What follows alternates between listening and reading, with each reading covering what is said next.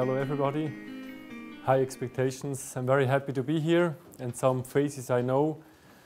So as you said, I would like to talk about the framework to develop interventions in clinical care of cachexia, and also bridging clinical problems, how to develop the interventions and maybe some outcomes.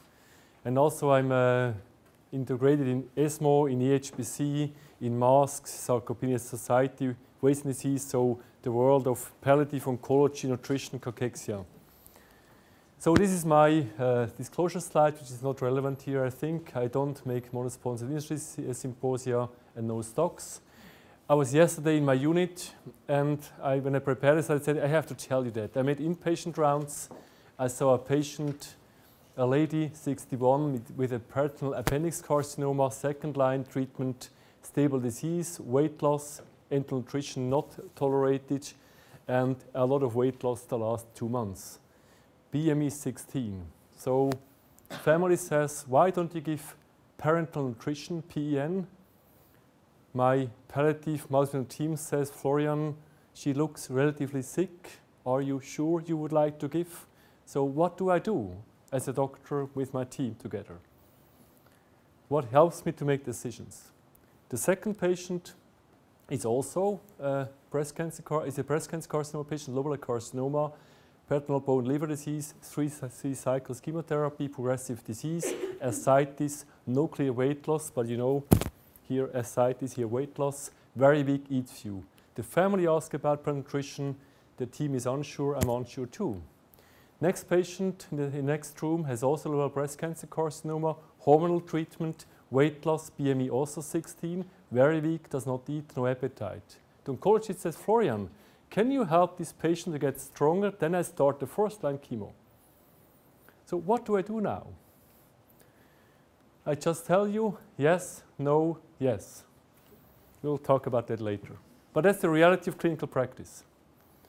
So who might profit from nutrition? That's the question also in cachexia research.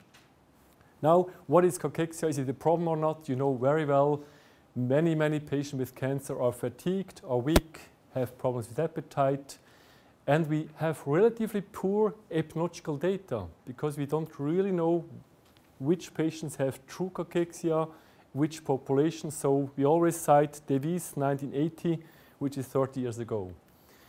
Is cachexia a problem? There's high impact on survival. Federico summarized very nicely all the data. There is increasing data on the muscle mass, which impacts survival. There is a lot of data on performance status, but mostly from different tumors, and increasing data from Barry also layered about CRP, albumin, neutrophil lymphocyte index, albumin lymphocyte index, etc. Hi, Augusto. And so this is the type of impact. And also impact on chemo, on toxicity of anti-cancer treatment, delayed cycles, etc. So oncologists, they say weak patients, more toxicity, also surgeons. Now on the patient side, there's a lot of impact, as you know, on physical function, breathlessness, psychosocial distress, also other symptoms. And I just showed you a lot of references. If an oncologist says to you, is there evidence in palliative care? You say, yes, there's a lot. But there are scarce data on direct and indirect costs for healthcare resource use. So to continue on the clinical challenges, we are not very good to detect patients who are cachectic. This man looks quite well, but he's physically fatigued. Does the oncologist say cachexia? Maybe not. He's just a little bit fatigued because he has cancer, but he was cachectic. This lady tries to eat, but that cannot, and the family is pressing her, family is suffering a lot, she's suffering a lot. That's not a clinical problem. Then this lady is an example of integration of oncology in palliative care, where you see she has a pancreas carcinoma, went to the palliative care unit 2.5 years ago for surgery, and has severe pain, had emotional pain amplification due to violence as a child, and we worked with her towards multifunctional care. She had a surgery, and then she had progressive disease and the different chemotherapy, nab-paclitaxel gemcitabine. I try to use the slang of oncologists.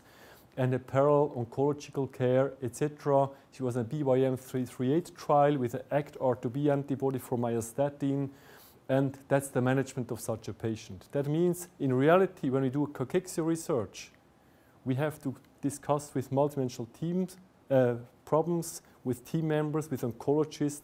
We have to use the slang.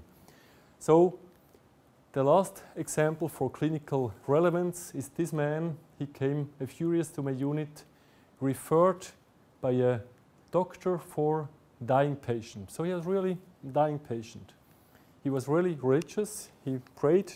He was lying in his bed and said, you know, God is waiting for me. I'm very harmonic. I'm ready. God is waiting for me. So what's wrong? So he came to us.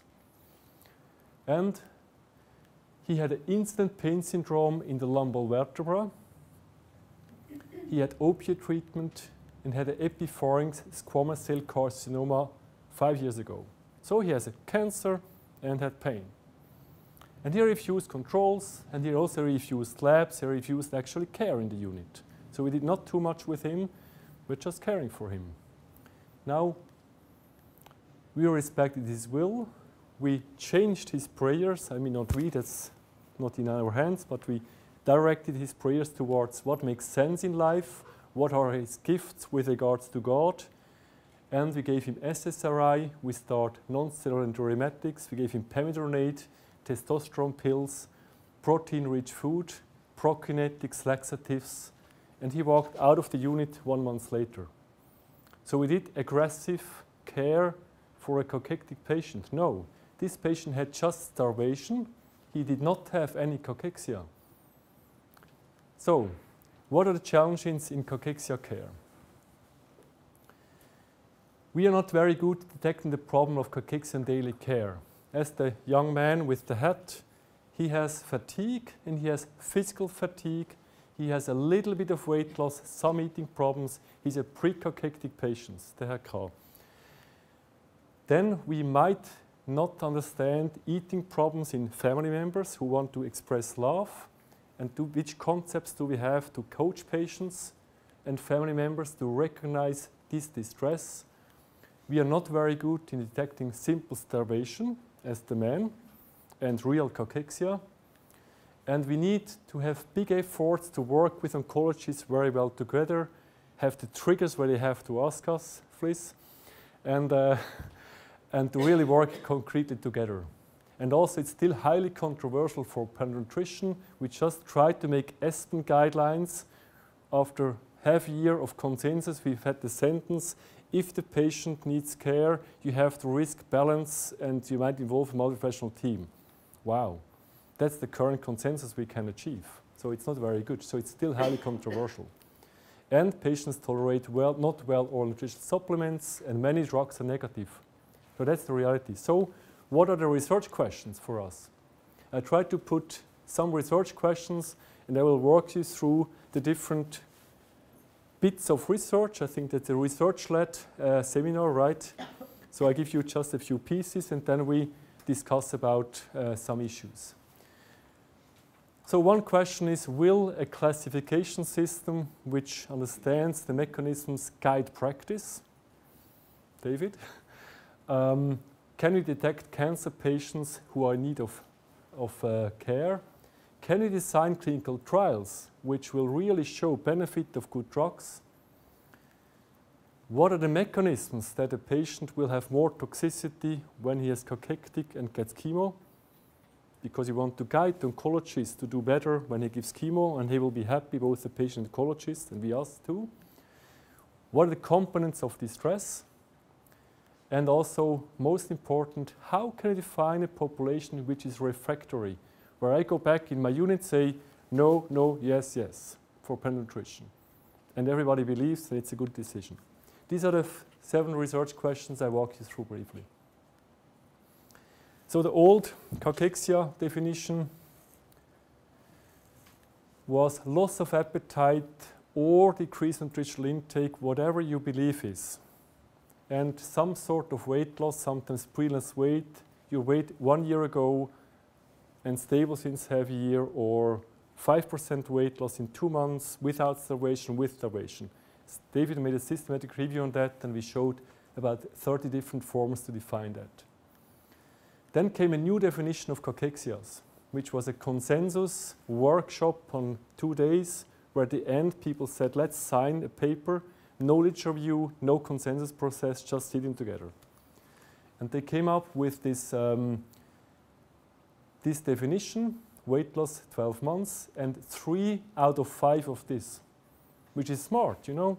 It's decreased muscle strength, fatigue, anorexia, low fat-free mass index means muscle loss, and increased CRP, anemia, albumin, 1 out of these 3.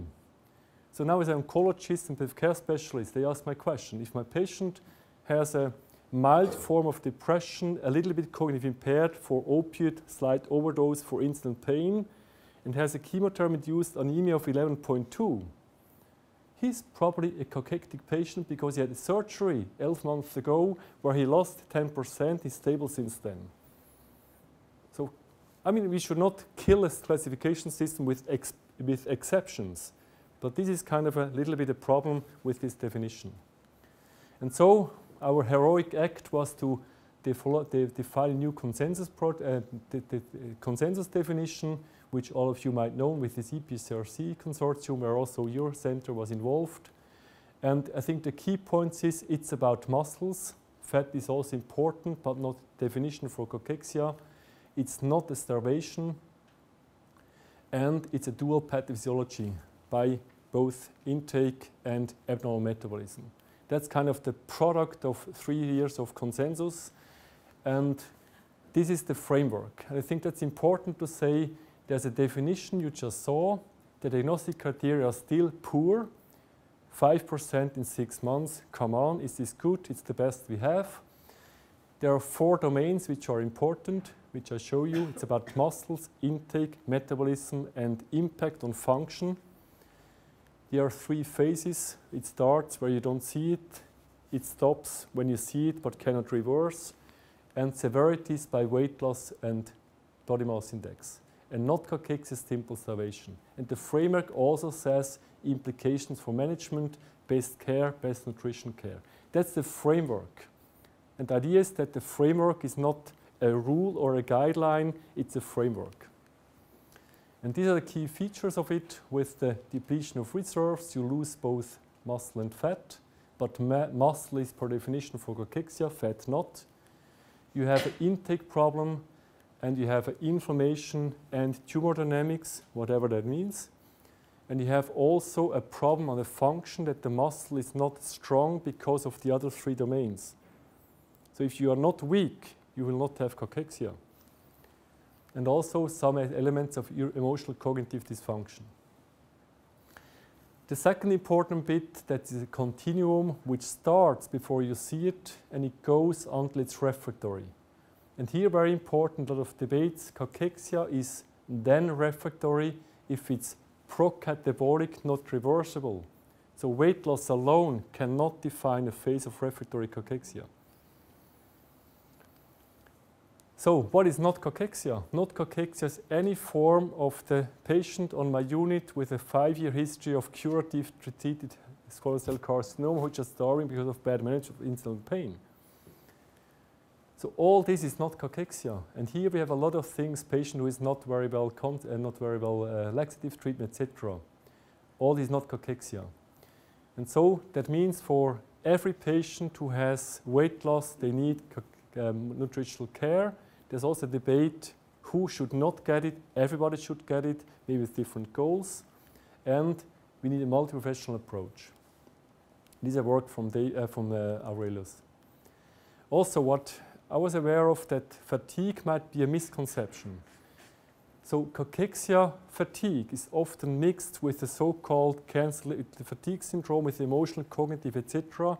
But in fact, it's also physical fatigue, which is cachexia.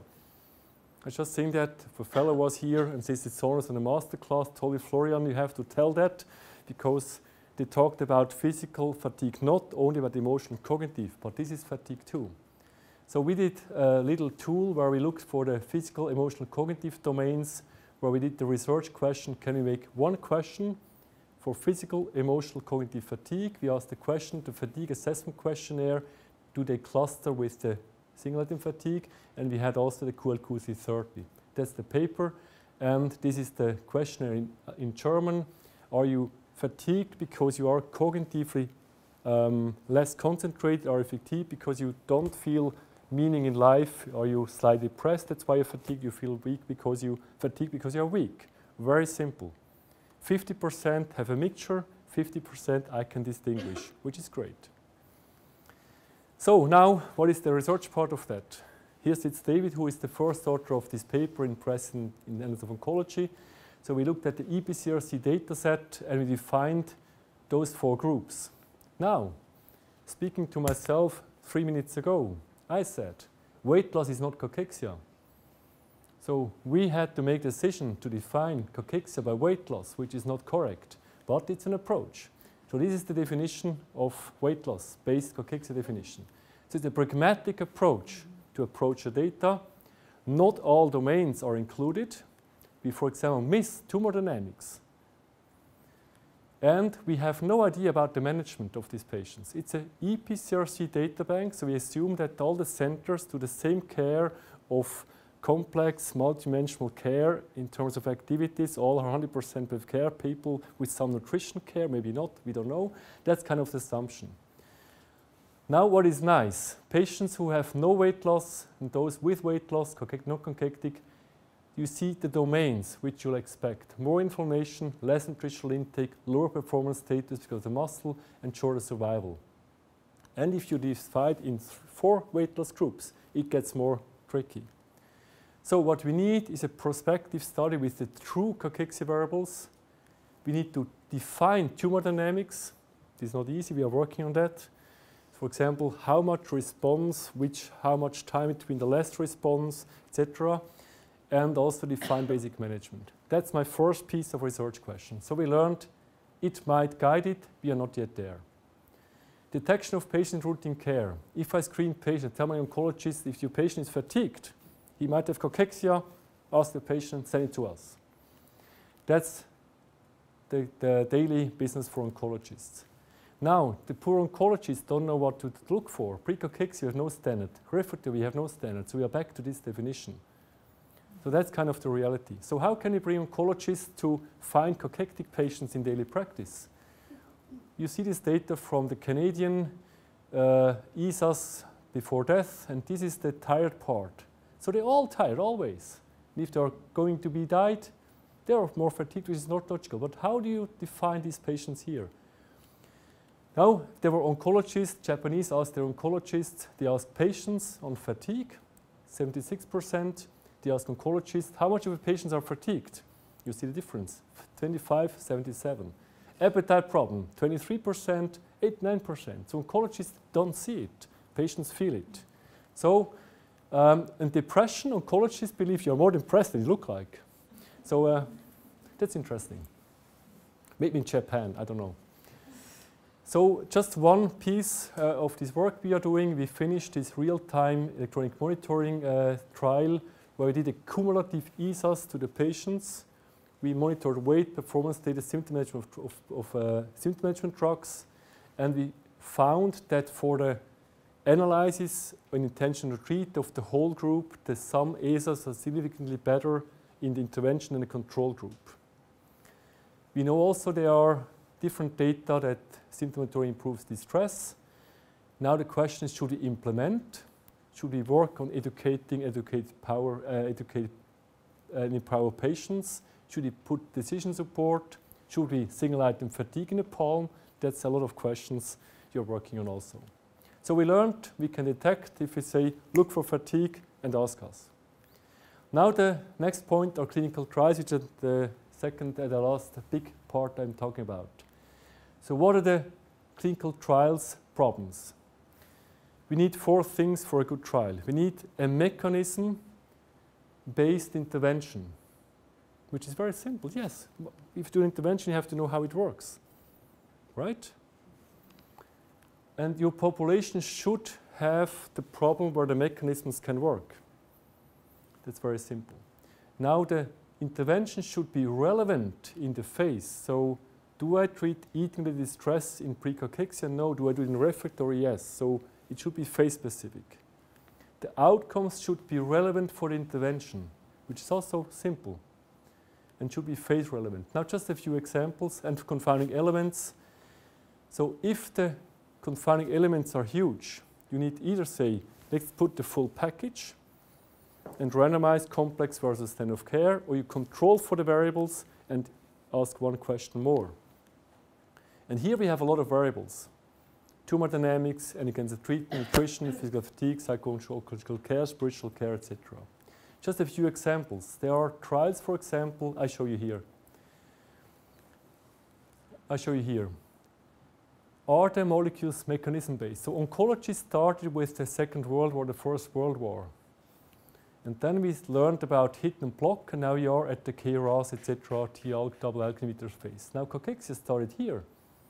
Female who used progestins were fat. So we said, okay, let's put progestins on cancer patients. That's just the poison area. We are now here, where we have different rational pathways. But for example, there were trials of anti-inflammatory drugs without even asking the question how much inflammation a patient had in the blood. We didn't ask. There were trials on androgens with the primary endpoint appetite. With the mechanism, maybe, I don't know. So we are not yet here. So first message, mechanism-based is a challenge. These are the drugs we have. So we have a lot of emerging drugs. The bold ones are randomized phase 3 trials, ongoing or almost finished. And you have different drugs. So it's a bright world. We are moving toward the right direction. I don't go into details, but I think it's important. Brain, ghrelin, androgens in the muscle-specific, anti-inflammatory, others. And there are a lot of drugs coming, like 44 randomized, 44 phase 2 trials. Now the phase question. The MINAC trial is a specific intervention for patients not refractory, first lung cancer, and you randomize for a package of exercise, nutrition, NSAR versus standard of care, and there might be a combination of pre-cachexia patients. The trial from Cardiff, from Jane Hopkinson, psychoeducation intervention, hits patients who are refractory cachexia and the family members. These are phase-specific trials. Or the trial where Susan was heavily involved. Where are you? Oh, here you are, sorry.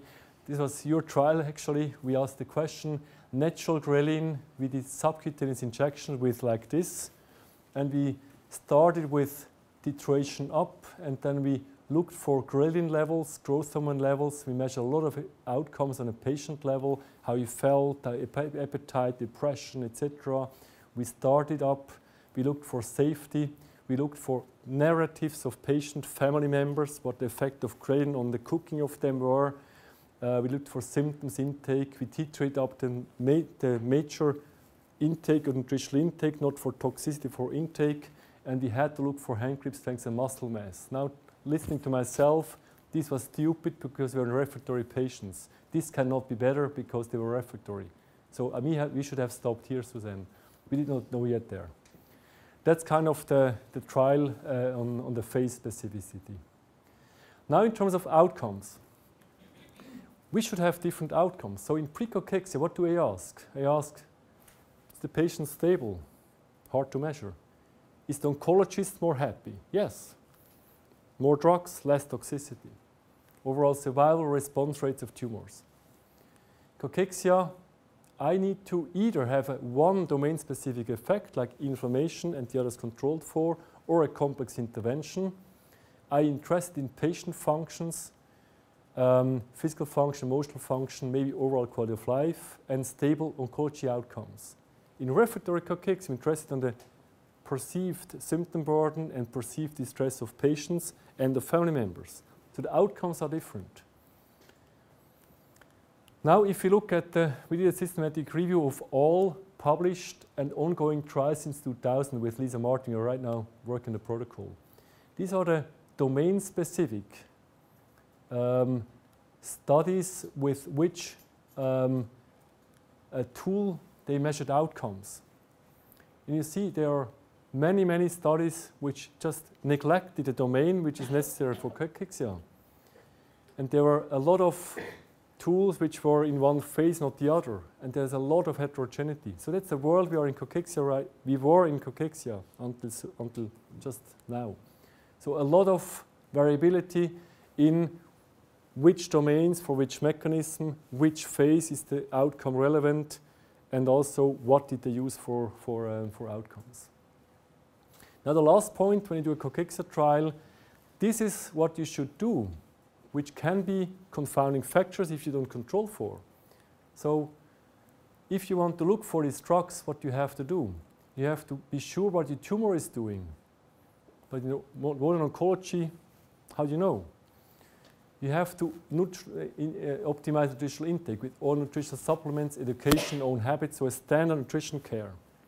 You have to have a standard physical activity level, and you have also to have patients who understand well, illness understanding, education understanding, preparation for end of life, meaning of life, etc. So you have to have a stable psychosocial environment, maybe existential aspects also. What is meaning in life? So how much rehabilitation power has a patient who has a life goal versus a patient who is depressed, is alone without God?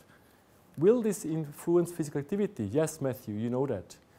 So this is the kind of the confounding factors. Now, one example, we were part of the BYM 338 trial. I showed you my third or fourth slide. Is a modulator of the myostatin pathway.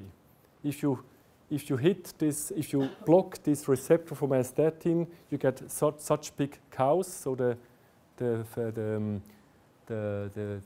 nutrition industry uses that now, I heard.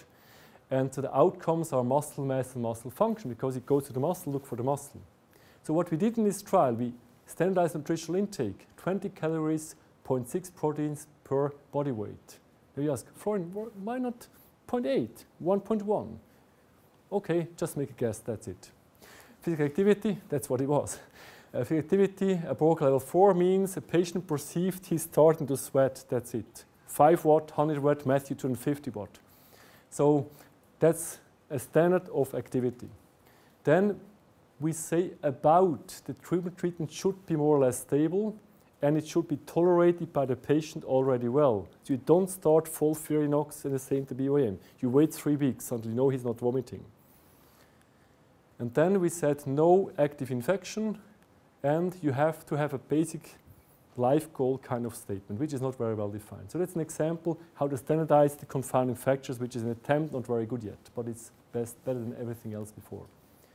Now, the 2 last messages for clinical trials is what happens in management of cachexia outcomes. We were involved in publishing the best supportive care guidelines.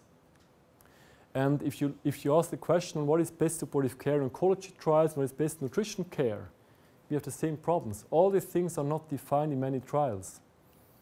In anti-cancer trials, there's also not well defined how this should be done. So if you read Nathan Czerny's work in JCO and also Yusuf Zafar's work in Lancet Oncology, we should work towards the same definition of basic palliative cancer nutrition, cachexia, psychosocial care as the backbone for clinical trials. I see in your eyes, Florian, that's stupid, but I know, but this should be the way actually. To make it more complicated, I see Sophie Pott in the audience as geriatrician. There are a lot of geriatrician syndromes, frailty, comorbidities. These also are a reality in clinical trials in cachexia. So that's kind of the world. So the conclusion here, mechanism-based, define your outcomes, your phase, and try to standardize the different influencing factors. Now the last 3 points are very brief. Elements of research we are involved in, treatment toxicities, distress, and also refractoriness. So we know that in oncology, we know that patients who have a lower muscle mass have more chemotherapy toxicity in breast cancer with IV5FU. So if you have lower muscle mass, you have more toxicity. Again, with capecitabine metastatic, same story. 5-year leucovorin, colon cancer, same story. So it seems to be a relationship. Now the question is which mechanism? It could be hypothesis 1, it's just an issue of drug levels. So you have a drug which goes in the body, and if you have less muscle, it goes more to toxicity. It's just distribution volume maybe.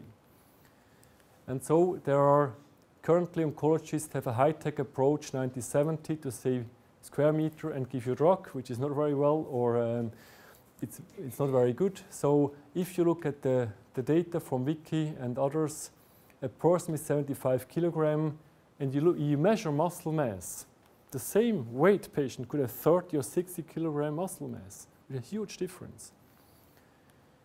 And for example, you know from sorafenib that the area in the curve, you give sorafenib, you measure the blood level, is lower, is higher with patients with lower muscle mass. Now we are right now, I show you, we're on a project where we measure muscle mass and blood levels. So it's just a drug level story maybe. Now you can even go further and say, there are maybe the metabolic effects, maybe neurohormonal effects, maybe inflammatory effects. What we, for example, know that if you have a higher inflammation, your liver is less capable to metabolize anti-cancer drugs. For drug clearance, for cytochrome activities, there's some evidence for that. So it might be just the inflammation aspects of cachexia, which is also part of cachexia definition. Now it might be more complex. It might be other issues like albumin, drug binding, things we don't know yet. It might be even more complicated. We know, I look again at Matthew as the physical activity expert. You published an article on effects of physical activity on inflammation, which invited you. So we know if we are more active in physical activity, we might change some hormones, inflammation, some effects of cardiovascular regulation. So it might be that this is the point. So we are not really sure how that is linked together. So the question we ask now, a trial we just plan to start, we want to understand the role of pharmacokinetics as one effect. Maybe on toxicity we have oncological trials with toxicity data, which are prospectively well collected. We measure blood levels of chemo like docetaxel, paclitaxel, erlotinib, and others. And you look for muscle mass and the full domain of cachexia, which we hope we have enough domains, David. We are working together on that. And then the idea is to make a prospective trial where we say we measure muscle mass, CRP, nutritional intake, grip strength, and in oncologists, you have to dose in your patient 0.6% less than usual care, and we expect to have the same effect and less toxicity. That's the first this, phase 2, phase 3, 5 years, 10 years, we'll see.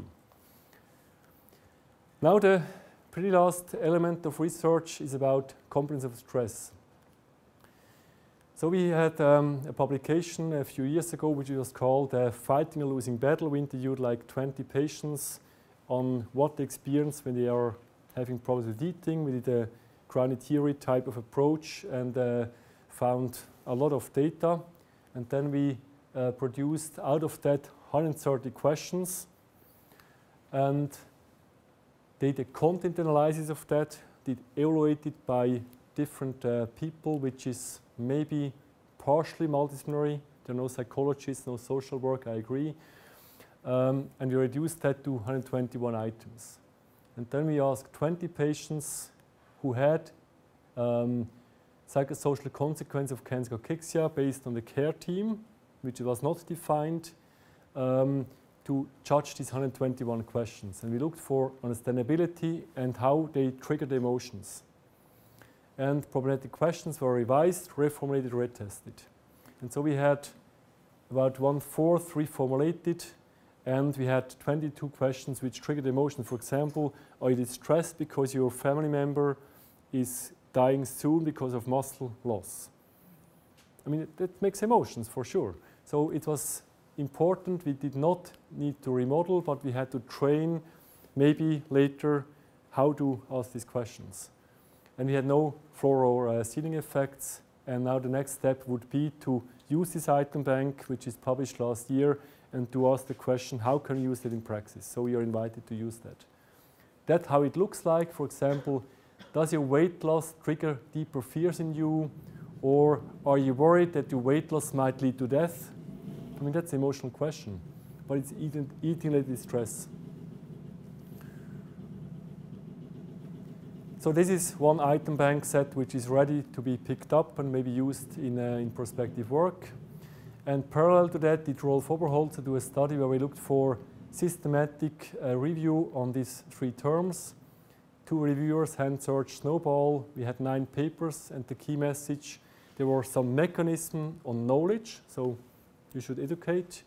Some presentations that you see a patient who is just putting a lot of food around, so you can ask how much per day do you give your husband food and how was it for him? And also coping strategies, so people who are used to seek information are better. And now these 2 pieces of work might invite some targeted education interventions, which Jane Hopkinson already is working on. That's part of the work. And you see, if you talk about multidimensional interventions, this is a palliative multidimensional view of what matters in cachexia, in refractory, and the intervention is not a new drug for muscle mass, it's intervention for psychosocial stress relieving. And that's, for me, cachexia research. It goes from pre-cachexia with ACT-R2B antibody combined with ghrelin, and here, eating the distress counseling with psycho-oncologists and nurses. That's all cachexia research. And these are kind of the consequences from Rolf, who tries to put some elements on the education part. For example, stop eat tomatoes, it will not help you, but if you like it, continue. Or cold, this is very simple. Or this is the fabric talk that the people understand. If you want to put wooden chairs and your fabric does not work, you can put as much wood as you want in the fabric. You don't get more wooden chairs. People try to understand that maybe. And so you can explain to others what happens. The last point is refractory cachexia. And you see here, that's the definition. And you remember back to my first slide. Yesterday on my unit, I had 3 decisions for nutrition. One lady had a slow-growing appendix carcinoma with second-line stable disease, CRP about 8 without infection, had an unsuccessful attempt of enteral nutrition. I still don't know why they did it, but these are my colleagues and my boss. And what shall I do now? I think she is not anymore responding, yes, but does she has low performance? Yes. Life expectancy? Yes, if she's starving. So I decided to try it. She has 5 days to build up. After 1 week, she has not to be worse. The nurses need to say it's stable. That's part of the game. And if that's 1 week more, and if she's then also stable, maybe better, we continue or we stop. So we might stop in 1 week. So this is the question, is my patient number 1 refractory? Probably not. So we did a last thing, we did a survey where we did ask oncologists, nutritionists, healthcare specialists who are researcher, and 2 groups of mask, nutritionist and healthcare group. And we sent 1 reminder, had a response rate of 57%. We made 2 case vignettes with everything in, from distress to cancer treatment to nutrition to physical activity. And we built 1 case as, yes, you should give nutrition, and 1 case, refractory, don't do it. Now the interesting point, we come to the results. So we asked participants, would they give it? What are your goals? What is your practice? And what outcomes do you look for? We asked also participants about their knowledge, about their opinions, and we had a relatively long survey, I agree. It was about half an hour. And so it was built that you have an introduction. Dear sir, we will ask you.